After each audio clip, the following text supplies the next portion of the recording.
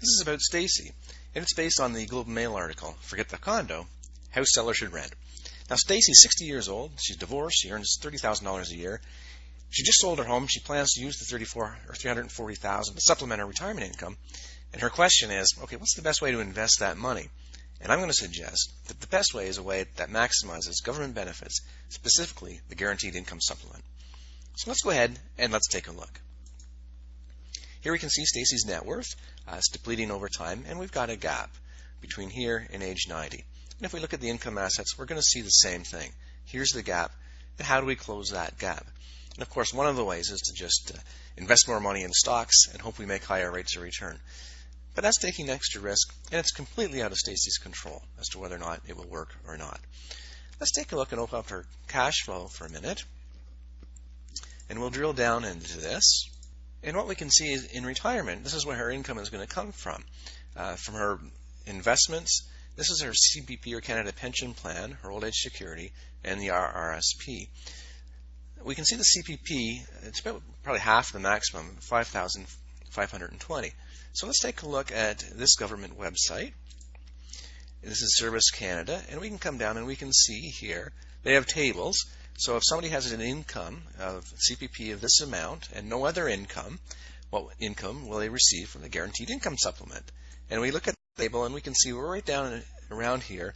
So Stacy's going to receive about $5,500 in Guaranteed Income Supplement. So let's make sure that we get that. And we can see here where I've got the supplement, we've almost filled this gap. We're maybe a year or two shy. Okay.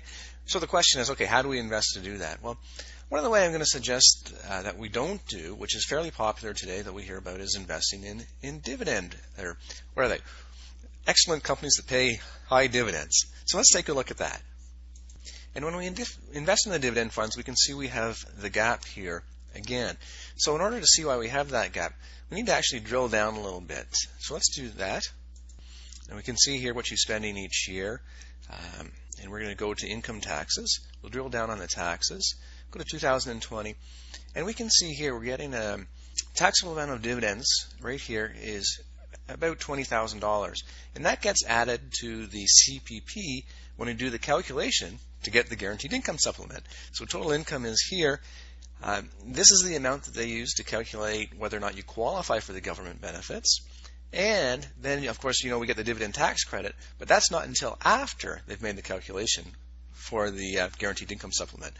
The calculation for the credits are down here. Okay, so that's why we might want to avoid dividend investing in stocks, and we might want to look towards capital class mutual funds, and we may even want to look at depleting some of the RRSPs before age 65. So there's just a couple of solutions. Maybe avoid the dividend paying stocks, look towards capital class or return to capital funds, and maximize and try to get the Guaranteed Income Supplement.